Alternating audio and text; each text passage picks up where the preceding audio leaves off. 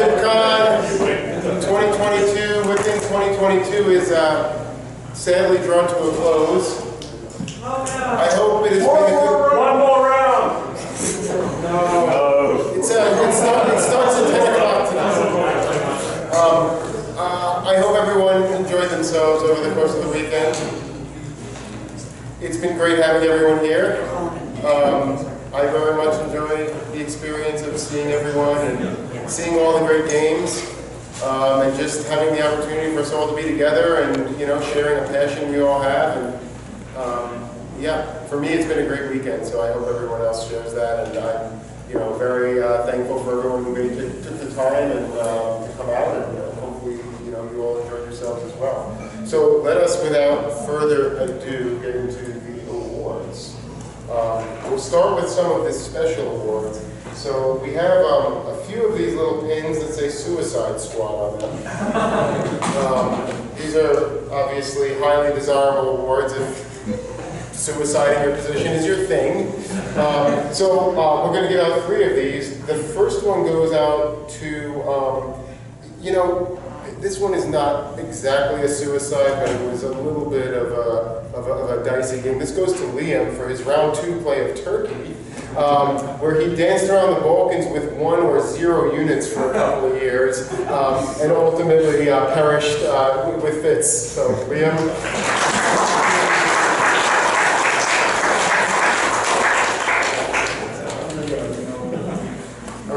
Our second one goes to a local player who is a glutton for punishment.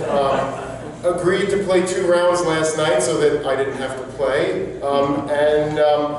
Probably suicide isn't the right word in terms of what happened to him, because I'm not sure it was such an active self-destruction, but it was a self-destruction in both games, nevertheless. So, Eddie. I wear it with pride. And our third suicide award actually goes to a legitimate suicide that happened during round 4 today. So Sabi, who walked out of their last center in order to make sure that it happened.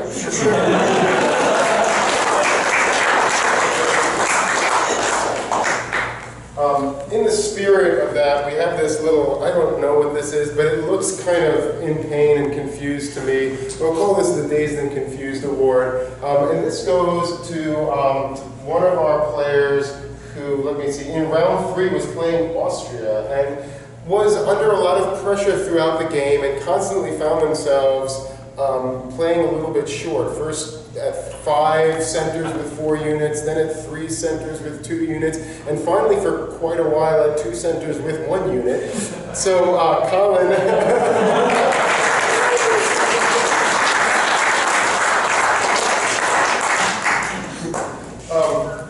This is our Diplomat Award for the tournament. Now, I'm not sure whether this is something that one would want to read or not, but it certainly earns a lot of respect. And I thought I was going to have a hard time picking someone for this one, but actually it was really quite easy. In last night's round, at around 9:30 or so, someone abandoned a Russian position that was really, really lousy. It had 2 centers left. It was on the verge of elimination, and I went to find a replacement, and I asked this person, hey, would you do me a favor, take over a really crummy Russian position? It's going to take about an hour at most. I mean, no way. No worries. I think everyone knows the punchline of what happened last night. So finally the game was drawn at 2:45 a.m.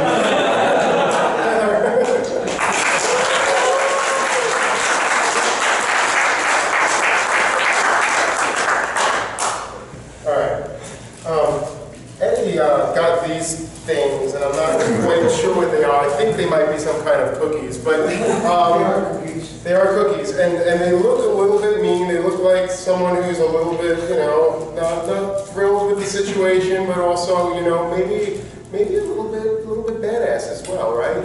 And so what I wanted to recognize is, in the game of diplomacy, it is, I don't want to say it's easy, but it can be very comfortable to coast to a very strong finish in a game. And it's a lot harder to actually make that push for a win in the game of diplomacy. And I wanted to recognize 3 individuals who I thought really made that effort. Now, we didn't have any solos. They all fell short, so we're very disappointed in them. But that being said, I think it does take a lot of courage, and it's a big, important part of the game that there's a willingness to make that effort and really go for it. And so I want to recognize Riaz, Karthik, and Brandon, who really made those solo pushes into there.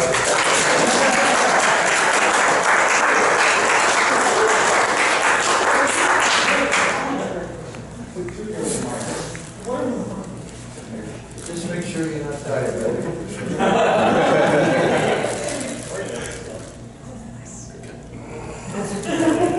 You're my cookie guy, right? Not this time. Not this time. Right. We have our Pirate Award.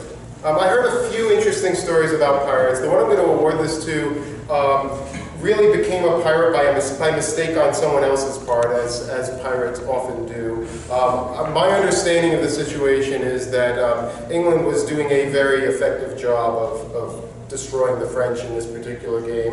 And due to some kind of misorder, the French ended up in the North Atlantic and had a fleet that was just wandering around the North Sea, the North Atlantic, the Norwegian Sea, touching a lot of dots and really just making a general nuisance of oneself as one does in that situation. So, and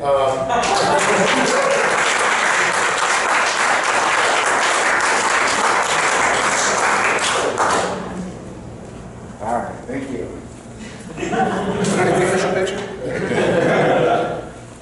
All right. The Icarus Award. We know what happened to Icarus. Things started off really well, and maybe they didn't end so well.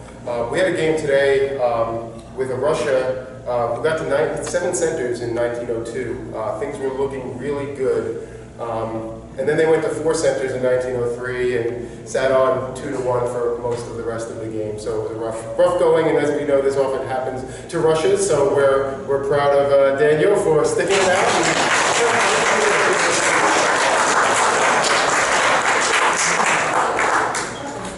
Pleasure. Thank you. The mask bomber. Who's this going to? This was a tough one. No, it wasn't. Last night, actually, let me call up Zach and Matt. Matt Shields.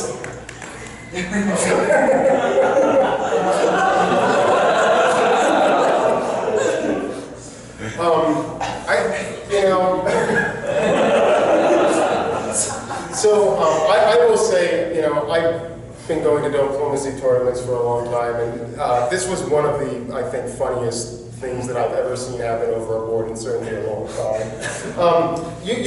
Everyone knows how sometimes you self-bounce to protect a bunch of centers, and someone like Eddie Bersan gets clever and supports one of those in so they can walk in behind you in the other one. That's irritating, but that's not exactly what happened here. In this case, Matt and Tanya, who were playing England and Germany, right? And Zach was France. Were intentionally doing a standoff in Belgium just for protection of one another. And Zach, sitting in Burgundy, casually supported Matt into the center, thereby taking the dot off of Tanya. Now, this was funny in and of itself, but what was most funny about it was Mr. Shields' reaction to the incident. If you didn't hear him, you probably weren't in the room at the time. So what I'm going to do is I'm going to, in the spirit of this and in the spirit of the reaction between the two of them, I'm going to co-award the mouse and let them figure out who gets the bear. They was there, but...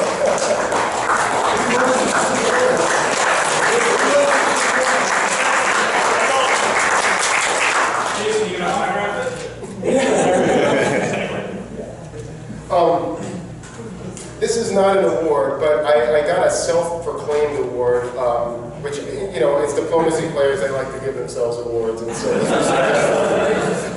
this was called the Nice Guy Award, which you know, it's not something we really understand up here, so that's why we don't have an award for it. But apparently there was an incident in the last game where 2 players were negotiating really hard, and one of them really trying very hard to convince the other person why they needed to pull their units back, and it was like an ongoing thing. And you know how these kinds of negotiations go, and you make every persuasive argument you can, and it fails, and you make another argument, and it fails, and again, and again. Well, finally this person said, hey, you know, why don't you just do it to be nice? Apparently, that was the persuasive argument. So, since I just want to recognize you as the nice guy of the tournament.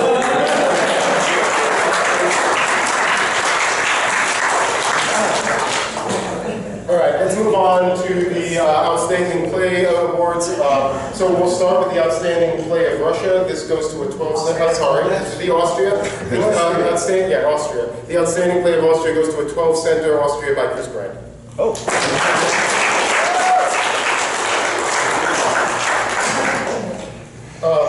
Outstanding Play of England goes to a 15-center, England by Tanya Gill.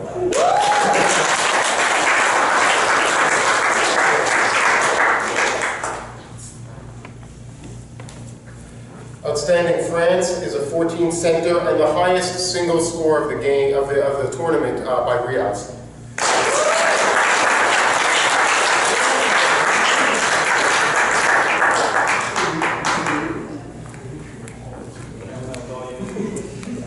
Outstanding Play of Germany, a 14-center performance by Brandon Fogel.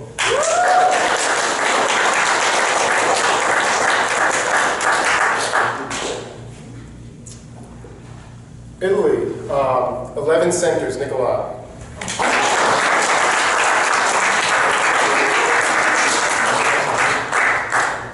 Only 11. Outstanding Russia, 12 centers, Andrew.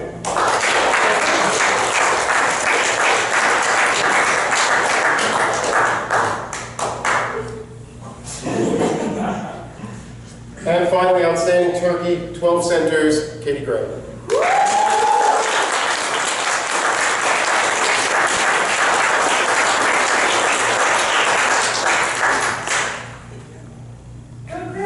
Hang on, I'll give that to you next year. Oh my God.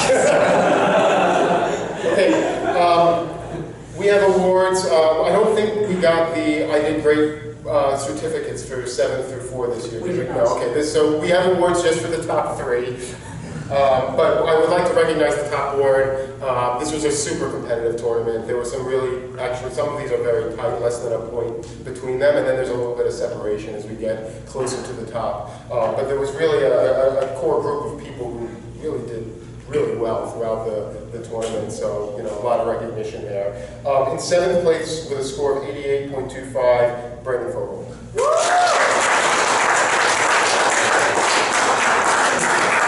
In 6th place with a score of 88.88, Riaz Varani.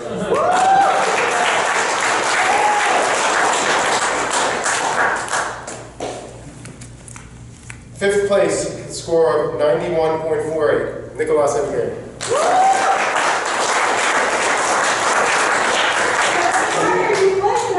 4th place, score of 92.28, less than a point separating it, Matt Krill.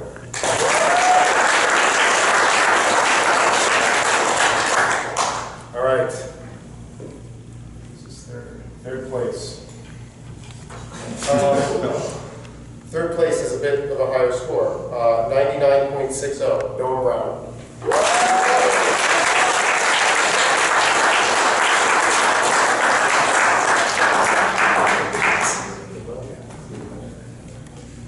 Okay.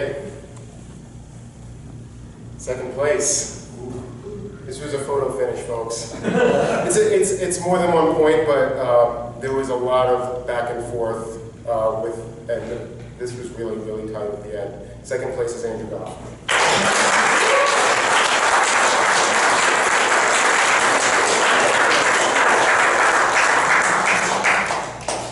So that makes our winner someone you may have heard of before. Tanya Gill.